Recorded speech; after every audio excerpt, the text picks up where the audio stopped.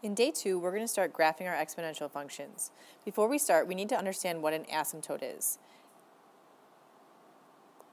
An asymptote is a line that a curve approaches as it heads towards infinity. And you're going to see some asymptotes as we start graphing our exponential functions. And I'll show you where those are as we start filling in our table. The first graph that we're going to look at is the graph of y equals 2 to the x, which is an exponential growth function. We know that it's a growth function because the base that we have here is bigger than 1. So what we're going to do is we're going to use our graphing calculator in order to do that. So what we want to do is we want to fill in the table to the right. So we have when x is -5, -2, -1, 0, 1, and 3. So if we use our calculators, first thing, make sure it's turned on. We're going to go to our y equals, just like we did with our quadratics and our linear functions, and we're going to type in the function 2 to the x. So you're going to type in 2, and then your exponent key, remember, is right here. It's that one right above the division key. So I'm going to hit my exponent key, and then my variable key, again, is next to the alpha key, so it's right here, and I'm going to hit that. Then what I want to do is I want to look at the table function. The table function, if you look at the calculator, is in blue above the graph button. Since it's in blue, I have to hit this blue second key first in order to get to the table.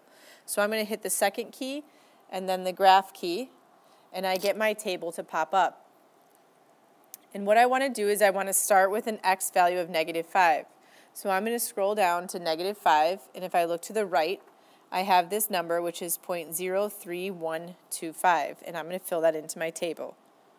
0.03125. And then if I go back, I need to find -2, so I can scroll down to -2, and I see -2 goes with 0.25, so I can fill that in my table.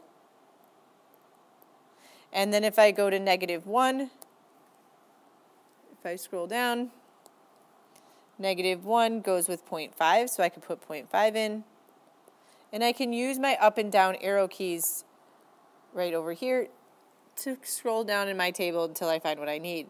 I also need 0, and 0 looks like it goes with 1. If I scroll down again, I get 1, which goes with 2, and I can scroll down to 3, which gives me 8.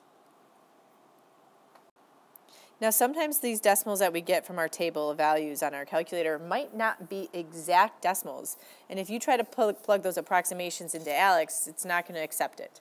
So sometimes you might have to go back and manually plug your numbers in. And what I mean by that is if we just take a look at the first one, which is -5, if you're unsure if this is an exact decimal or not, you can always plug it in. So what I can do is I can take my -5 and I can plug it in for x. So what I'm looking for is 2 raised to the -5, and using our exponential rules, I can take the our exponent rules, I can take the negative exponent and it moves to the bottom to become positive.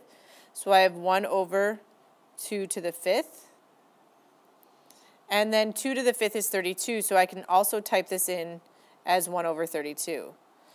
So if you're unsure, go ahead and plug it in yourself and just use the fraction instead of the decimal. Most of your decimals should be okay, but again, some of them you might have to go through and type them in by hand. Now, once we have the decimals that we need, we're going to go ahead and graph our function. All exponential functions start out with an asymptote at the line y equals 0. So I'm going to draw this asymptote in, and it's going to be a dotted line. The reason the asymptote is dotted is because it's really not part of our graph. It's just a line where our graph is approaching. So never make this a solid line. It must always be dotted to indicate that it is not part of the graph. Then I'm going to go ahead and plot my points. So I have the point -5.03125.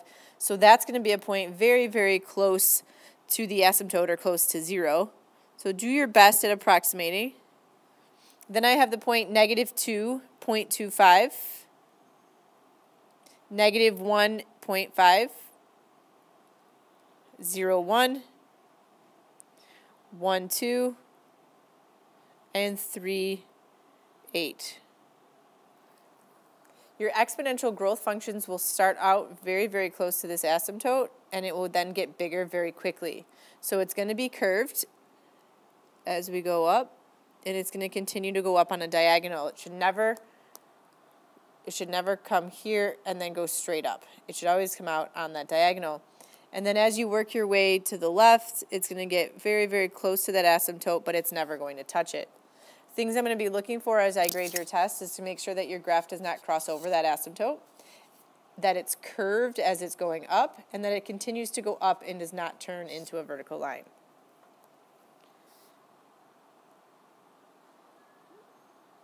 So next, what we want to do is we want to look at the asymptote.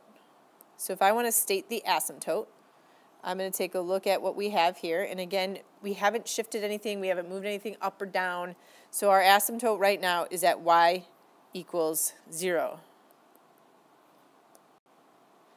Next, I'm going to look at the domain of my function. Remember, domain are all our possible x values. So if I take a look at my graph over here, I'm looking at my x values. Are there any x values that I'm never going to use? Anything where it's not going to be able to be plugged in? And the answer to that is no. As you can see, my graph is going to continue to go to the left. It's going to take up every left x value that I can.